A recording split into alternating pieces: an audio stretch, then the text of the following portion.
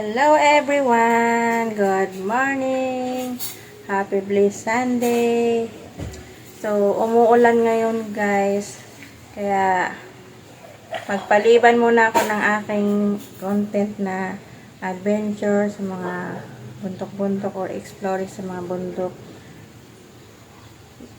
Dahil umuulan na dito, 2 days, walang tigil. Kaya, hindi muna ako magpapakalayo. So, ang gagawin ko guys, hingin ko inyong oras. Muli samahan nyo ako. Explore natin yung bahay sa Naik na pinauupahan namin. So, tara guys. Let's go. Atin simulan na ang pagbibideo. Pupunta tayo ng Naik. Pakita ko sa inyo yung bahay na pauupahan.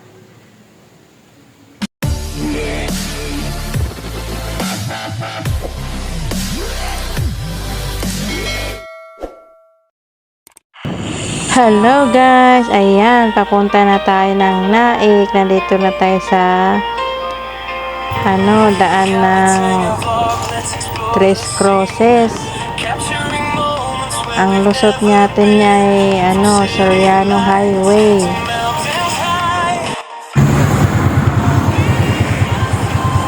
Update guys! Nandito na tayo sa Naik.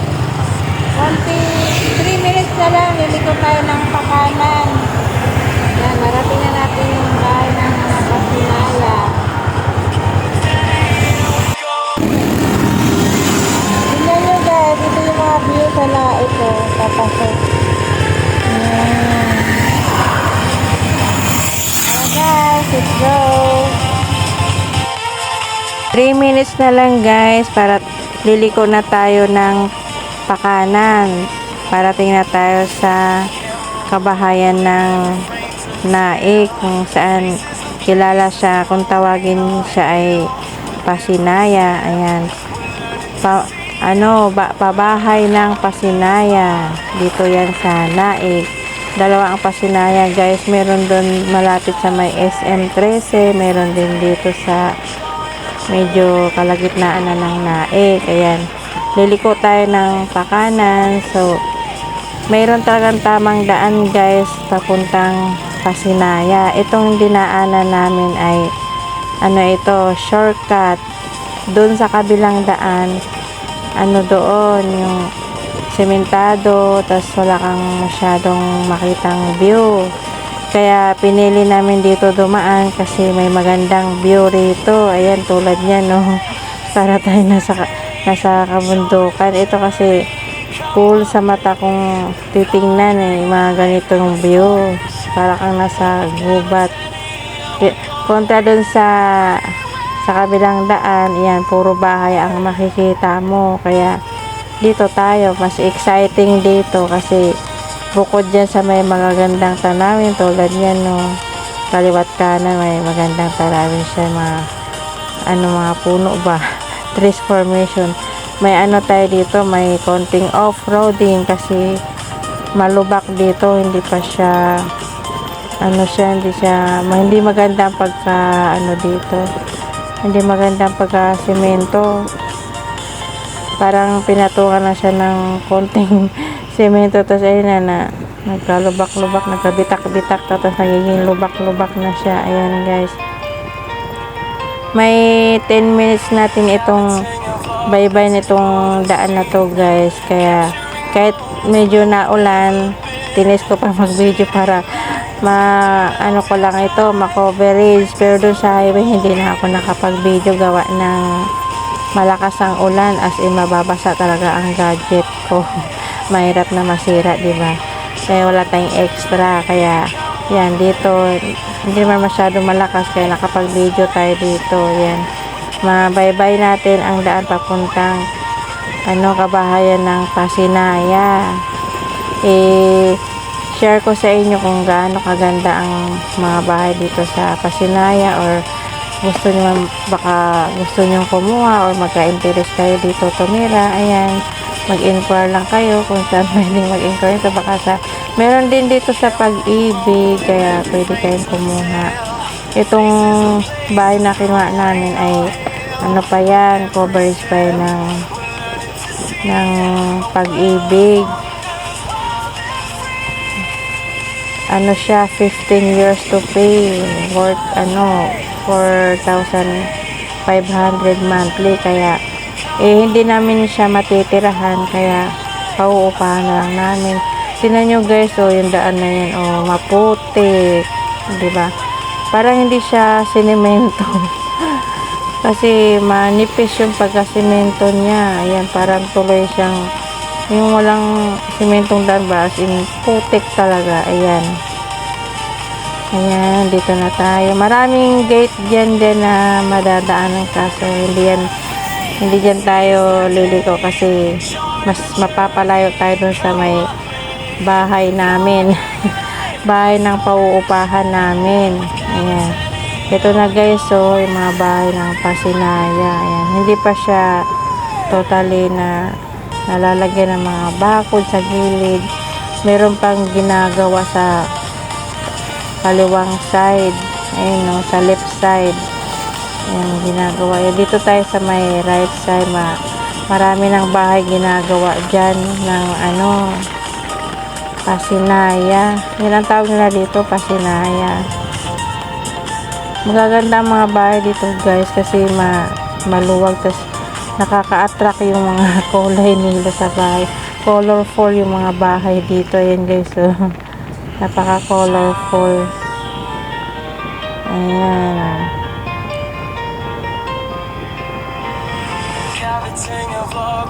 Sa kaliwang side naman guys, may makikita rin tayong kabahayan dyan.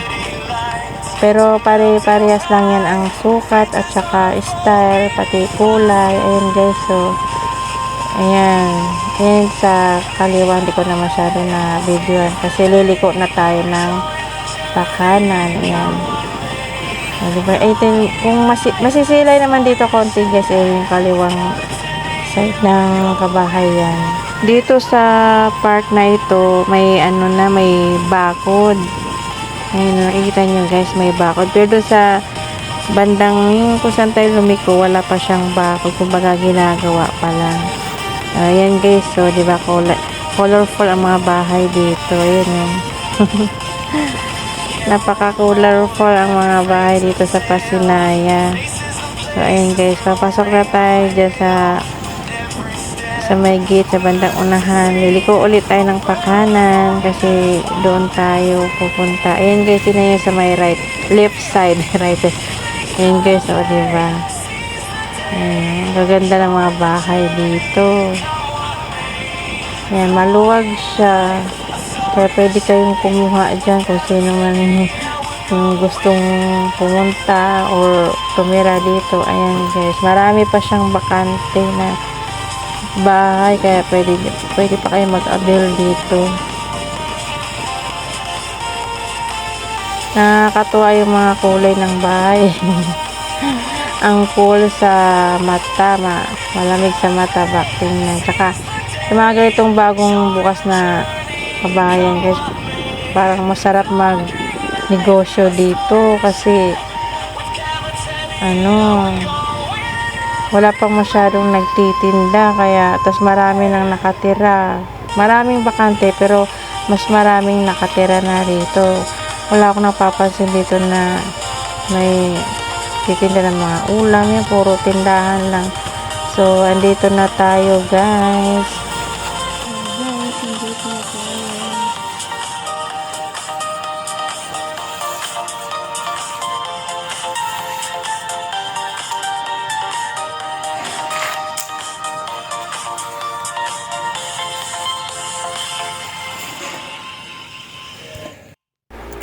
Ang unang gagawin namin dito guys ay maglagay muna ng pastel or magpapastel muna ng rent house or paupahang bahay na ito, tas contact number. Ayan, tas susunod lilinisan namin tong gilid. Tulad yung daming damo na tumubo, lalo ngayon tag-ulan. Kaya ayan guys, so yan itong bahay ang pauupahan namin. Pero actually guys, hindi kami talaga ang may ari nito. Kumbaga, pinapaano lang sa amin, pinapaasikaso na kami na yung bahala magpapaupa. Ayan guys, yung linisan. Wala nang problema dito. May tubig na siya, may kuryente. Ayan guys. Lalagyan na lang to ng bakod. Maluwag siya guys. Meron pa dun sa likodan. So, ayan guys. Titingnan natin yung loob kasi baka may gusto mag-upa dyan. Ayan. Maluwag sa loob guys. Hindi pa siya pinturado pero makinis naman siya. May yung lababo. So, wala akong dalang microphone guys. Hindi pala maririnig yung sinasabi ko. Kaya patungan ko na ayan. Nandito na tayo sa loob ng pamamahay guys. I-tour ko kayo dito. Mula sa baba hanggang sa taas. Ayan. Hindi pala tayo magkaintindihan. Hindi pala dinig yung sinasabi ko. Ito guys, ang lababo. Ayan no. Tapos ito yung CR.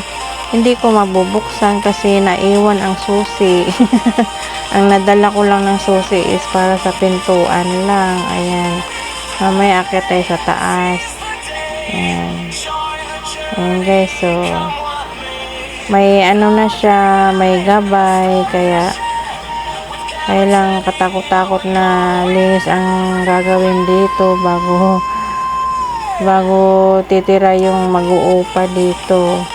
Ang ganda dito sa taas guys, hindi siya mainit kasi buksan mo lang yung bintana, mahangin siya. Yan guys, so tagtad ng bintana, 3 yung bintana niya, bali 6. So pag binuksan mo lahat yan, mahangin, bali 4 pala.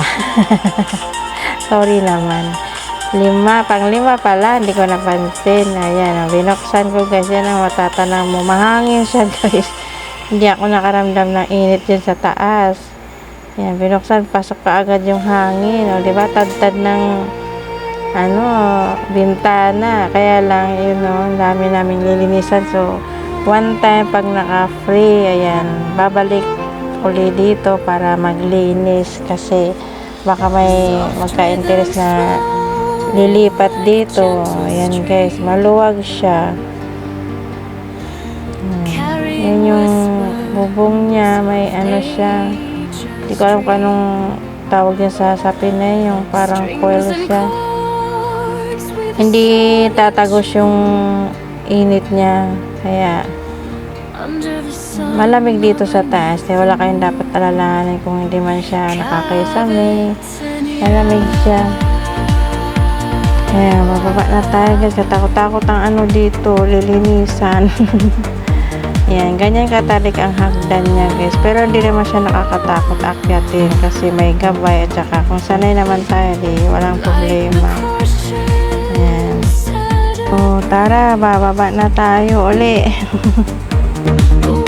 Senses puts the soul at ease. With each note, a story unfolds. In the heart steps new worlds it holds. Perfect for moments of cavity, quiet reflection. Or capturing life's sweetest connection. Let this music be your guide on your creation. Ayan yung switch on and off guys. Sa likodan ko yun para sa kuryente. Kung gusto mo i-off, ibababa mo lang yung switch niya. Kung gusto mo buksan. Ayan guys, ito yung pinagawa kong ipapaskal ko sa labas. Ayan, house for rent. Diba? Kasama na dyan contact number. Ayan guys, ito tornilyo ko na siya doon sa malapit sa ilaw para makita nila kung may dadaan. Alam nilang house for rent ito or pinapaupahan itong bahay na to. Ayan, didikit ko na siya. Or tornilyo pala ang gamit ko dyan, hindi pandikit talaga. Para hindi ng mga bata kasi bandang hapon dito guys, nako, ang daming mga bata, baka kasi paglaruan ng mga bata, kaya tornilyo ang ginamit ko pang dyan. Ayan, para matibay. At saka ano siya, laminate. Para hindi siya maano ng ulan, mabasa. Or hindi siya mag-fade kaagad. O, ayan, tapos na. Ayan ang ganyan ang itsura niya. Ayan guys, so, diba? Kung sino man ang dadaan dito, ayan, mababasa nila ng husto yan. So, ito guys, so, ayan yung tindahan dito guys. Nag-iisang tindahan. Bumili ako ng biskuit dyan kasi medyo nakaramdam na ako ng gutom. Hindi kami nagbaon para ng ulam. May dala kaming kanin pero wala kaming dalang ulam. So, ayan guys. So, isang silay pa ng kabahayan dito sa Pasinaya. Ayan guys. Ang ganda talaga, no? Nakikita niyo, iba-ibang kulay, bawat bahay. Ayan, ganyan ang makikita nyo dito guys. Pag kayo dito tumira o gumawa ng bahay, afford na afford nyo. Pagkatapos natin dito guys, dito tayo sa isang kainan. So tara guys, let's go. Ito ang aking body guys, si Sniper. So tara na, baka lumakas na naman yung ulan.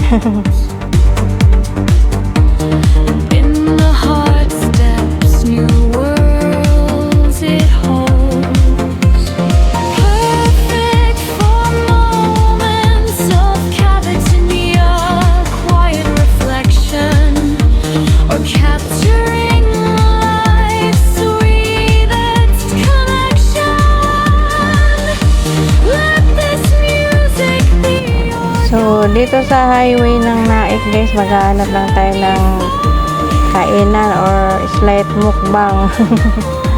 Dahil hindi ko napansin ang oras is alas 3 na pala siya ng hapon. Ayan, maghahanap ako tapos biglang message naman yung taga Vivo Centers guys na dumating na daw yung aking in-order na battery, kaya unplan na pupuntang SM Bacoor. Nakapambahay nga lang ako guys eh. Buti na lang naka leather jacket ako, kaya ayun, hindi na rin siguro alangan pumunta ng mall. Kaya yan, bago tayo pumunta sa SM, ayan, kakain muna tayo. Tara guys, samahan nyo akong kumain. Maghanap lang tayo ng makakainan dito sa part ng Naik. Ayan. Huwag naman sana umulan uli guys. Naku, hindi tayo makapag-video nito. Ay naku, naninilim yung langit. Nagbabadya ang malakas na ulan. Naku, dun sa part ng Naik, wala kaming mahanap na makainan. Ayan, nakarating na kami dito sa SM Tansa. Ayan, diyan kami pumunta ng mga ka-YouTuber ko na sila Sir Sai, si Sir, saka si Ma'am Lilet. Ayan yung SM Tansa. Ayan o. Nadaanan namin. Papunta kasi kaming SM Bacoor. So sana dito sa Tansa may mahanap kaming makakainan. Dahil ako'y na talaga ako, gutom na. Ayan guys, parang hindi ramdam na mataw ang mahal ng gasolina, no? Dumadali na naman yung sasakyan sa highway. Nung nakarang buwan, nung biglang taas yung gasolina, naku, halos wala kaming makakasalubong. Ngayon, naku po, ang dami mo na makakasalubong. Ayan guys, so, yung SM Tansa. Ayan, napuntahan ko na yan. Ma-traffic. So, ayan guys, sana may makuha akong kainan dahil ako'y gutom na. Dito pa rin tayo guys sa part ng Tansa Cavite. Maganda rin ang mga views dito guys, no, sa Tansa. Nadaanan natin yung munisipyo, pero hindi ko na siya na-video at saka yung pure gold ng Tansa. May nakita akong kainan tulad ng Jabe or Maktuka, so tatawid pa, tsaka wala siyang U-turn, kaya dito na lang ako sa side maghanap ng makakain para hindi na ako tatawid, diba? para diretso ano na doon sa SM Bacoor. Pag dito na side, wala siyang U-turn, hindi tayo makakaliko. Kaya sana may mahanap na tayo na makakaya. Ayan guys, so part pa rin ito ng Tansa guys. Ayan, yung tulay ng Tansa. Oh. Hindi ko alam kung anong lusot nito. Kung anong lugar ba kalusutan nito. Ayan guys, malaking truck ang nakarang sa atin. So, yun guys, kahit saan na lang talaga. Hindi man ako marte sa pagkain guys. Kaya, kung may mahanap lang talaga akong makainan, ay, hihinto talaga ako tapos kakain. Ayan guys. May nakita akong makainan. Kaya, tabi-tabi muna tayo. Sa bandang unahan guys, nakikita ko na yung makakainan. Ayan, ito yung lugar ng Maple Grove pala guys. Ayan, dito pa rin tayo sa sakop ng Tansa, Cavite. Palagay ko madadaanan natin ang Kawit, Cavite guys. Kung saan yung sabing may yung dating Island Cove na ginawang yung ano ng building ng mga pogo. Yun, madadaanan natin yun mamaya. So, ayan guys, sa tabi na tayo kasi magla-lunch muna tayo. Magpo 4 o'clock na. Hindi pa ako nakapag-lunch. Ayan, konting ano na lang. Marami natin yung kainan. Tsaka dumidilim ang kapaligiran guys. Babagsak na yata ang malakas na ulan. Kala mo magsi 6 o'clock na ng gabi dahil dumidilim na ang kapaligiran. So, ayun na oh. Natatalaw ko na yung makakainan natin. Kasi may mga pastel silang nakalagay kung saan pwedeng makakain. Kaya sundan mo lang yung pastel nila at saka yung lugar. Ayan. Sa bandang part ng kaliwang side lang yun guys yung makakainan natin. So, konting-konting tiis na lang. Mararating na natin si kainan. Ayan no, dito banda. Ayan. Ayan, lugar nila. Ayan guys. So, ayan. Doon tayo kakain. Kay Cap E. Ayan. Yung walang masyadong tao. Ayan, dito tayo guys. Ayan, pipili na ako ng ulam. May baon akong kanin, pero ulam wala. Basta makakain, okay na sa akin. Ayun yung naka-long sleeve guys, ayun yung may-ari. Tapos yung naka-sleeveless, naka-spaghetti strap, yan yung mga tauhan niya. So, malinis naman dito guys. Kaya, no worries. Kaya turo-turo lang itong kakainan ko. Ang mahalaga, mabusog ako. Tsaka maingat din ako pagdating sa pagkain.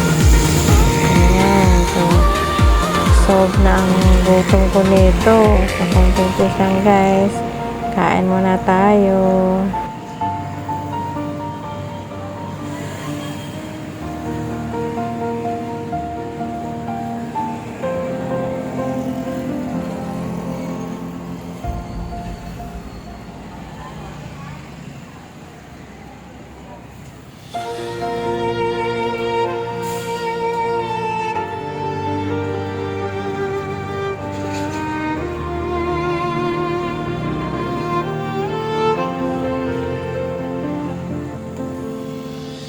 Soft rhythms flow like a gentle stream, carrying whispers of nature's dream. Strings and chords with a sonic tune. Ayan ang aking food guys. Pagkatapos nito, biyahe na tayo kaagad kasi napakadilim na talaga ng kalangitan guys. Hindi na natin pwedeng patagalin ang pagkain na ito. Hahabulin na natin yung oras na yan dahil ayokong maabutan ng ulan dito sa highway. Kailangan nasa SM Bacoor na tayo bago bumagsak yung ulan. Kaya madadaanan natin yung yung dating lugar ng Island Cove. Yan na, ginawang pogo na. Pero bakante na siya ngayon guys, yung mga building ng Kubo. Ayan guys, so yan, mga ano ng Kubo. Ayan, dito na tayo sa Kawit, Cavite guys. Wala nang dyan guys, wala nang nagtatrabaho, sarado na yan. Maraming buildings yan guys eh. Dating pwesto ng Island Cove yan. Ayan.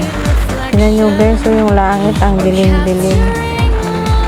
Kahit na anong brightness ko, talagang madilim ang kalalabasan niya. Kaya bilisan na natin ang ating pagpapatakbo dahil ayan na yung ulan, babagsak na. Malapit na tayo sa SM Bacoor guys kasi kailangan ko na talaga magpalit ng battery dahil yung buhay ng battery ko, naku, hindi na nagtatagal, 1 hour na lang. Hindi naman kasi pwedeng ang charger naka-charge ng habang ginagamit ko hanggang gabi. Halos wala nang tanggalan ng charger dito sa cellphone ko, kaya nag-aalala naman ako baka biglang alam nyo na biglang mag-boom. So ayan guys, nandito na tayo sa SM Bacoor. Magpa-park lang tayo dito sa may left side. So ang bayad ng parking fee dito is 30 pesos. So dito guys, medyo kamahalan ang parking fee dito, 30 pesos. Sa ibang SM, lang siya, 20 pesos ang parking fee. Dito, 30 motor.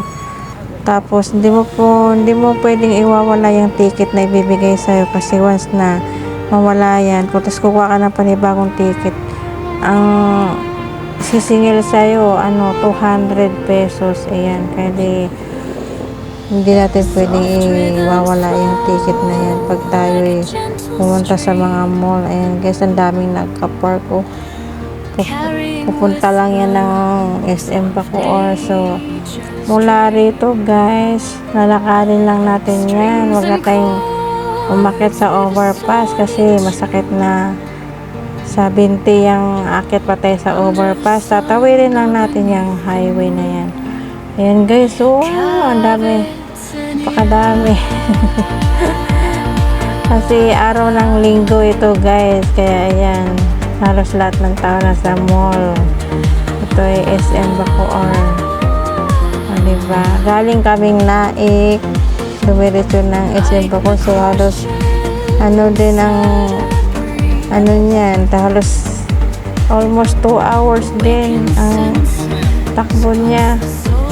Pero siya accurate na 2 hours kasi may slight na traffic. So ayan guys, so discarte na lang sa pagtatawid-tawid guys, hindi na tayo gagamit ng overpass. Pero may overpass talaga siya, kaya para mas mapabilis umaambon-ambon na rin kasi malamang pag nasa loob na kami ng SM, ayan, babagsak na yung malakas na ulan. So ayan guys,